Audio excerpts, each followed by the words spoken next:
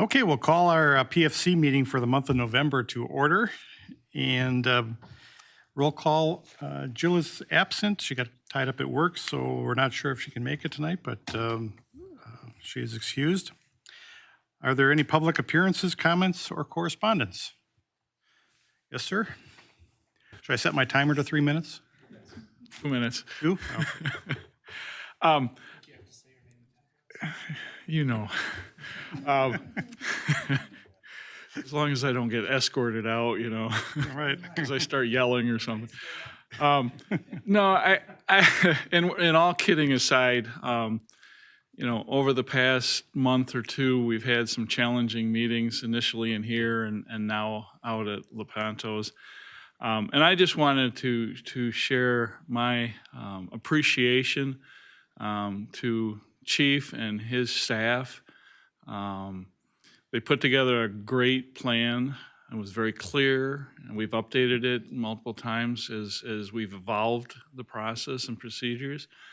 Because I will tell you, the first time we had an overcrowding in here, the council across the board felt very unsafe, didn't know what we should be doing, and some of that kind of stuff. And that the chief and his team again have addressed that.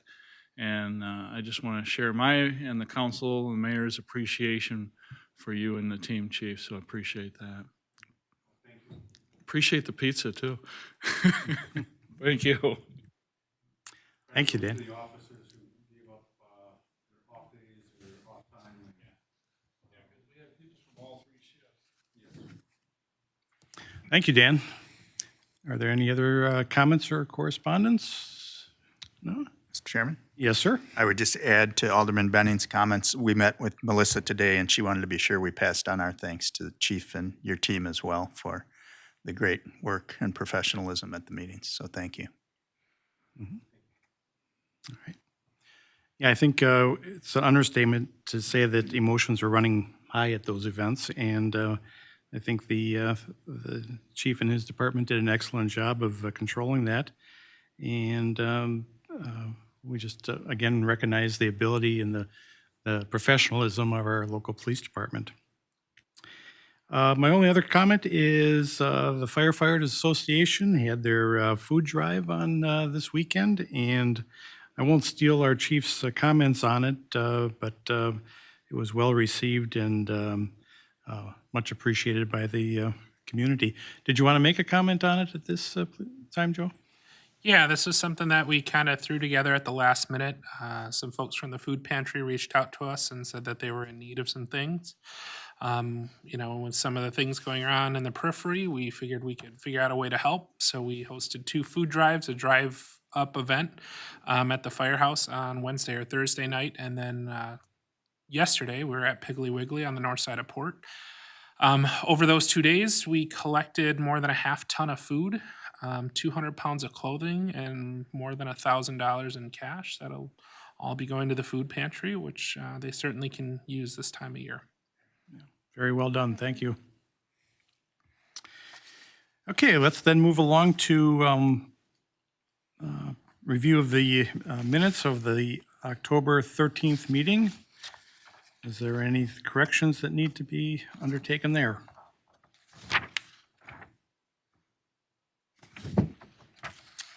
No, hearing none. Is there a motion to approve those minutes?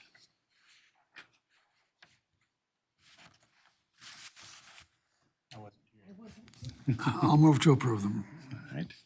I'll second that. Okay, motion second. All in favor? Aye. Opposed? Okay.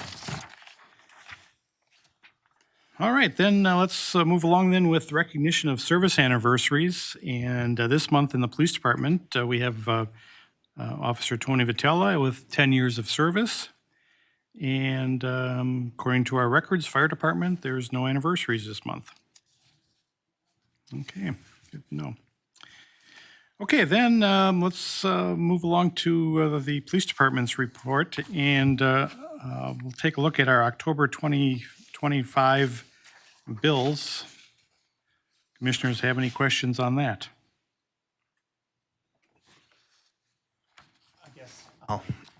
Chief, I know it's a moving target. The supplies looks over budget with a year to go, and I think 2 years ago we had the same issue. Is there any clarification around that? Is it just, A couple things, I guess. Number one, we did buy quite a bit of supplies specifically for our evidence tech team. Carrying cases and other items that we need, and kind of revamp the whole thing. Other than that, the other issue, or I guess that why it went over budget, is that there were some things that I had intended to go into different line items in the budget, and then at City Hall, they were put into that category. okay, so we might get some of that back in terms of other line items, Yeah. theoretically, hopefully. Okay. All right, thank you. Any other comments on last month's bills from the police department? No? Okay, hearing none, we can move along then. We also have municipal court statement. This is through the month of September. Any questions on that?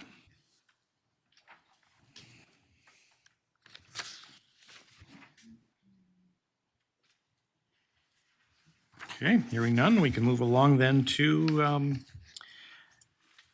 calls for service. October report, any questions on calls for service? There's a total of 1,385 calls for service in the month of October.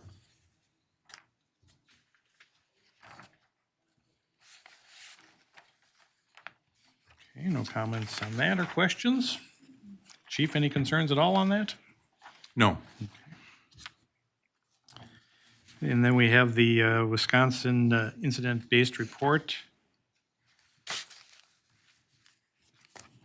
Any questions on that?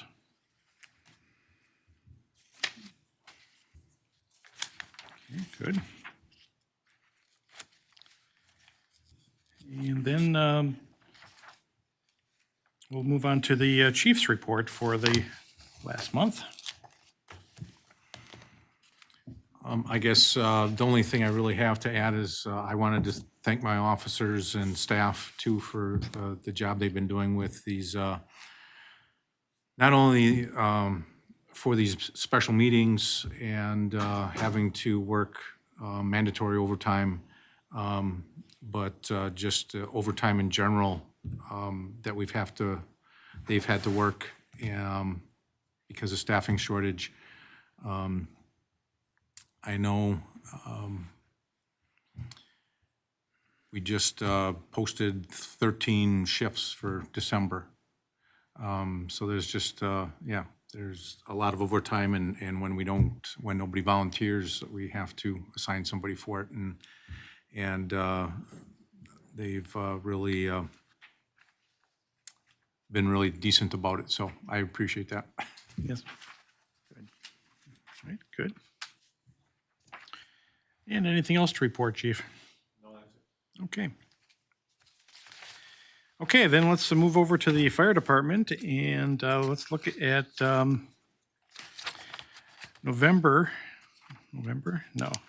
October EMS invoices.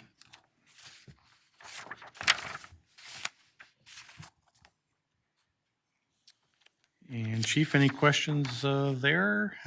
Nothing new or exciting with our EMS invoices. Okay. Commissioners, any questions? Okay. And let's look at fire invoices. Anything there we should be concerned about? You'll see some pretty significant repairs there to our primary engine 465. I think we talked about this a couple of months ago, but the invoices are finally catching up. We were having issues where the pump would grind whenever we would put it into pump the first time after we turned on the vehicle, and then we couldn't get it to reproduce itself. That took quite a bit of time for them to try to diagnose. It ended up being a counter rotation issue in the transmission, and then they had to go back and fix the issues that caused with the pump. And while we were working on getting it up to Rennert's, which is in Marquezand, actually part of the exhaust pipe fell off while they were driving up there. And when they inspected the rest of the exhaust system under the truck, there was a lot of components that had been rusted through normal Wisconsin wear and tear. So all of those things were corrected as well. We've been running over our vehicle or truck maintenance budget this year. Staff at City Hall is well aware of that and have been working with us. A lot of these things are deferred maintenance issues that we've known about for a long time, but just weren't in the position to fix. Working with them and knowing that we have some surpluses in other places in our budget, we've been trying to work in some of those deferred maintenance things so we don't deal with those things in 26, 27, so on and so forth. There, you'll also see new tires on one of our engines. Those are from the DOT, supposed to be replaced every 7 years, same with NFPA standards. Interestingly, the state of Wisconsin doesn't adopt those standards, but engine 463 has a lot of water in it, so those tires sit flat in the back, and they were actually original tires on that vehicle still, which was purchased in 2013. Working again with City Hall, they approved us replacing those tires so we can make sure that truck's good to go from a DOT standpoint. What would be the age of engine 465 and 465, I believe, is a 2004-ish, right around there. 463 is a 13. and replacement cycle on those is typically 15 Usually, years? depending on who you ask. NFPA's kind of went around the block on standards. They used to be significantly shorter, but obviously departments that don't use them quite as frequently don't have the need to replace them quite as much. Usually we look for about 20 years, somewhere in that ballpark, and then 5 years in reserve. That's a little bit longer than the national average, but give or take the type of vehicle that you're using. Okay, thank you. Yep. Other than that, there's not too much on the fire invoices to discuss. Okay. Commissioners, any questions at all there? No? Okay. Then let's look at our EMS calls for the month of October. A total of 125 EMS calls, down from 146 the month prior. We're splitting about 80-20 on transport versus non-transport. We did have 10 intercepts last month, again, helping cover the folks to the north as they sort through some of the similar staffing issues that we went through a couple of years ago. We're about 50-50 split on transport versus non-transport. If you look at our response times, we're below the national average, about 5 minutes, 50 seconds when we're responding to calls within the city. All comers were about 6 minutes, 55 seconds, but it's hard to, from a geography standpoint, when you're going to Belgium or you're going to Fredonia or way out in the town, there's just no way to get there any faster. Any questions there? No? Okay, hearing none.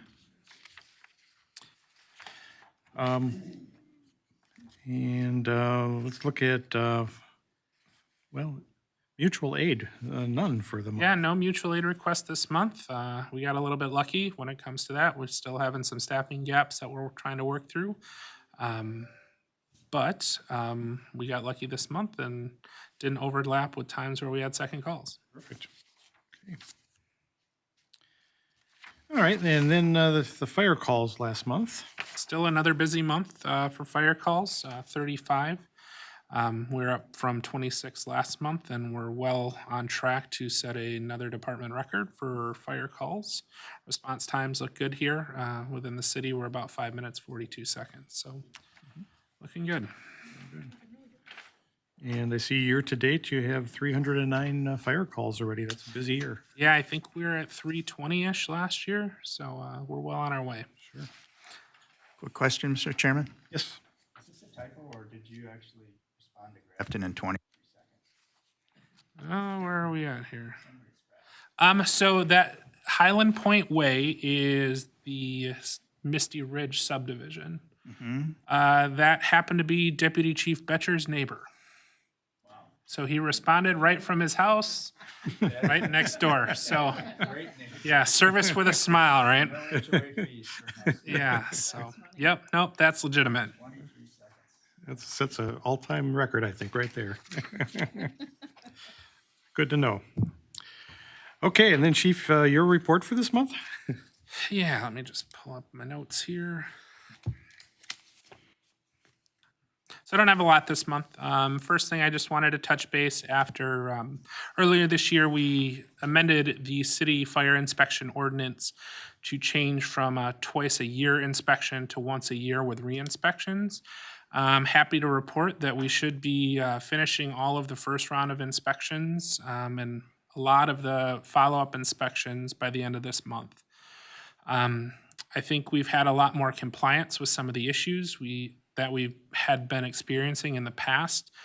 We actually opened up a new email address that folks could actually fix the issue, send us a picture of it to prevent them from having to have us come back out, interrupt business, those type of things. So we've seen a lot of success by using that and a lot more compliance. We've also spent a lot more time trying to do some education while we're out there, speak with property and business owners, and some of our places that have had larger violations in the past are now actually working towards fixing some, including one of the properties on North Spring Street that we've had a lot of nuisance alarms at. They've invested in fixing their sprinkler system. By the first week of December, their alarm system should be repaired. If you remember, we've been out there a lot for false alarms and those type of things, but I think doing thorough inspections, going out, meeting with the business owners, talking with them, having the time to be persistent on the issues have really paid dividends when it comes to that. Any questions about that? I just wanted to give you guys an update. Who came up with the email address idea? We That did. seems pretty simple and brilliant. Yeah, it's we can take the pictures that they send us, attach it right to their inspection, and close out their re-inspection right there. Yeah. So, yeah, we don't do it for everything, but say you've got a couple extinguishers that were out of date, or they needed to be mounted to the wall. You can take a picture of that pretty easily, send it to that email address, and saves you a follow-up visit. Assuming there's not other, more concerning things that we have to go back and take a look at. The next thing on my list, I think you guys know since I took over, there's been a lot of, community projects that I'd like us to focus on, not just responding to emergency calls, but trying to prevent them, whether it's the fall assistance program or the lift assist ordinance or those type of things. The next one on our list is something that we're referring to as a Hope Kit. It's not something I came up with. It's something that we stole from our friends in Dane County and some other counties, but we'll be the first agency in the county to start doing this. It's essentially a naloxone or Narcan leave behind program. As we all know, that opiates still continue to be a problem within our community and the county. I think we got some statistics from public health that there were 129 fatal overdoses in 3 years between Washington and Ozaukee County. So what we're looking at doing is something called a Hope Kit or a leave behind kit that will contain naloxone, fentanyl test strips, a CPR mask, and a whole bunch of resources for somebody if we go there and suspect that they had overdosed on an opiate type medication. A lot of times when we revive somebody with Narcan, they refuse transport to the hospital. We cannot force them to go to the hospital in those instances, although we strongly encourage them to do so. If they refuse to go, we can leave these kits behind with them, and them or a responsible party there. So if that opiate kind of overtakes them again, somebody's there that can administer naloxone, which is now over the counter as far as a medication. Most importantly, it provides a bunch of resources from the Sheriff's Department as well as Washington Ozaukee Public Health to help them get treatment should they wish to stop using the recreational drugs that they're using. Provides them treatment programs and gets them actually connected with a new program that the Sheriff's Department is working with public health on to get them care management, those type of things if they need it to help them get through their addiction issues. So I am more than happy to take any questions. We've offered this program to other departments in the county to kind of help us get this rolled out. I'm not exactly sure if any of them or all of them will jump on board, but I think this is something that is needed in our community and our surrounding communities. And so looking forward to working with the Public Health Department and the Sheriff's Department to get this up and running. I have a question Sure. for you. Is there, when you reverse somebody with the Narcan, is there a minimum amount of time that you have to stay on scene afterwards to make sure that they don't? There is not a minimum amount of time. Typically, we try to stay with them for 20, 30 minutes or so. That being said, depending on what type of opiate they have in their system and how much they took, that typically the effects of the Narcan wear off before Right. the opiate Yeah. do. So that being said, once we wake them up, they're of their own person at that point, have all their faculties. They can tell us to leave at any point, and there's not much we can do about that. So we want to make sure that they're safe, in those situations. So the leave behind kit kind of gives them a tool in case that does happen. Just for hospital purposes, it's a 2-hour window. They Yeah, still have to be typically in the monitored ER, it after was a given 2-hour Narcan. process. Yeah. Yeah. That being said, working in the hospital for a long time, the amount of time people would stay in the hospital, usually far less than 2 hours because they would leave against medical advice. Yeah, I mean, I'm coming at it from a PACU standpoint when anesthesia thinks they're not awake enough, and then they Yeah. give them some Narcan, and then they have to. Yeah, and then they're fine. They're It's a little well bit awake. different than the ED. Yeah. The costs of these kits that you're putting together, is that underwritten by the county or? So yeah, we're able to work through this with the Sheriff's Department and Public Health. They do have grant programs for Narcan and from some of the opiate settlement dollars from prescription opiate medications, we were able to underwrite the entire program. So it'll be at no cost to the department. Great. Any other questions? One comment and one question, I guess. The comment, it would be great if we could get a summary. I don't want to make work for anybody. Maybe the Ozaki Press will write a nice story and we can share it on social media. But some social media discussion of this, I think, would be appropriate at the right time. I'll leave that to your judgment. And then I understand what we're trying to accomplish here. They do not have to go with you to the hospital. Is it not true, though, that in many cases they've broken the law with an illicit drug? So that the use, I'll let the police chief explain that, but technically, no, they do not have to go to the hospital and they are not placed under arrest unless they have something on their persons.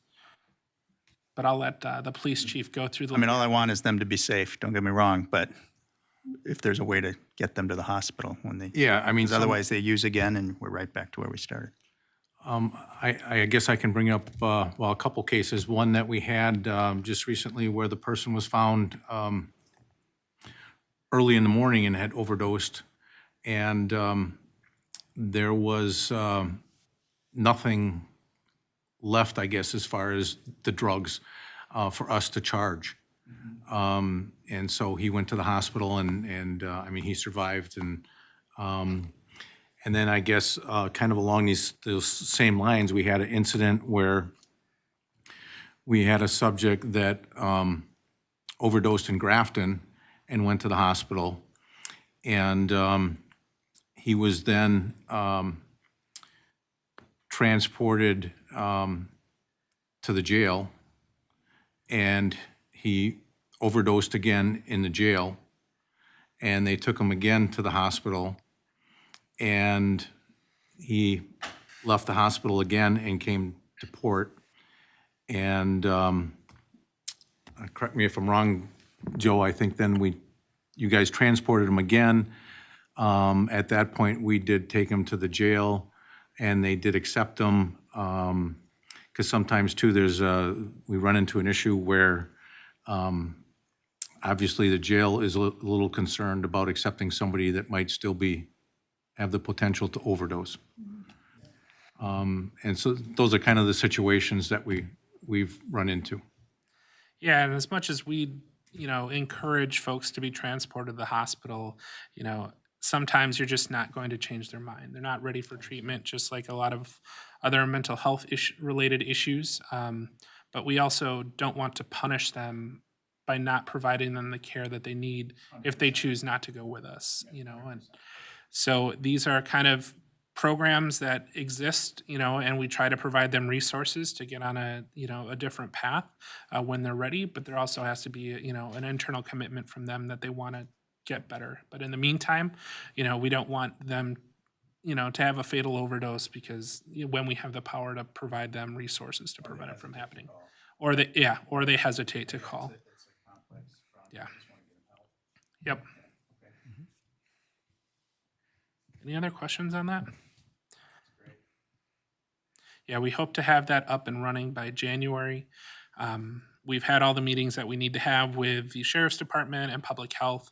It's just some reporting things that we need to get done and then the actual building of the kits, but those are the minor steps. One more question. Mr. Chair. How is it funded? So the county through Public Health already has some Narcan dispensing programs. So we're gonna dovetail onto that. I believe actually at Wash Oz Public Health, they do have a Narcan dispensing program, but a lot of people are afraid to come to those type of places to pick stuff up. I've seen counties have them at, you know, the jail or the Sheriff's Department. Certainly somebody who's doing an illicit act likely is not going to go to the jail or the Sheriff's Department to pick up naloxone. So this is kind of getting it out, getting it to them. So the county has funding from that, and then also their opiate settlement dollars, the manufacturers of the prescription opiate medications, you know, through part of some legal action, had to dispense funds to all the counties throughout the state and throughout the country. So there's some funding from that that'll help cover the miscellaneous costs. But we're not talking a large financial investment in this project, you know, and if we dispense 5 or 6 kits a year, that'll probably be a lot, but it's more than what we're doing already right now. Great. Okay. Last thing on my list is kind of the continuing topic from month to month is update on the public safety building. Every time we go out there, it continues to grow and more things are done. Last time I was out there, they're about ready to finish the roof on the apparatus bay.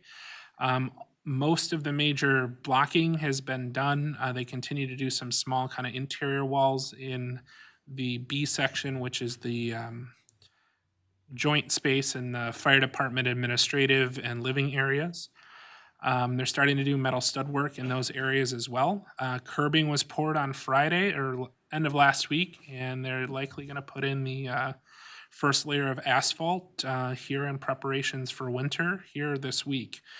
They continue to want to have it enclosed by the end of November, mid-December, so they're right on track with that, and still have had very few lost days with weather. They're actually a little bit of, they won't tell you this, so sorry Ben, sorry Andy. They're telling us they are ahead of schedule right now, so knock on wood. Good news. And under budget, yeah. All good news. That's all I have. All right. So it looks like our next meeting is December 8th for our December meeting. And I just want to wish everybody a happy Thanksgiving. And since the Packers are playing tonight, go Pack, go.